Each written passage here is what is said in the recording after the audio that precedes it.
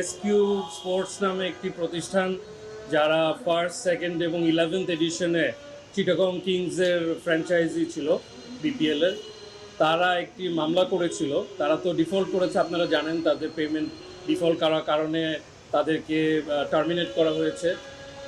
তো তারা একটা মামলা করেছিল হাইকোর্ট ডিভিশনে। সেই হাইকোর্ট ডিভিশনে এই আসন্ন 12তম এডিশনে তাদের চিটাগং কিংসের ফ্র্যাঞ্চাইজটা তাদেরকে দেওয়ার জন্য এই মর্মে একটি আদেশ, একটি ইনজাংশন তারা বিসিবির উপরে নিয়েছিল।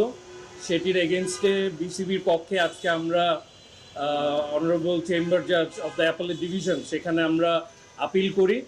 সেই আপিল শুনানি, উভয় পক্ষে শুনানি অন্তে অনারেবল জাজ ইন চেম্বার একটি স্থগিতাদেশ দিয়েছেন, দ্যাট ইজ স্টে দিয়েছেন এই ইনজাংশন, হাইকোর্টের ইনজাংশনের উপরে। তো তাতে যা দাঁড়ালো যে বিসিবি আসলে এখন যে কাউকে আসলে কনসিডার করতে পারবে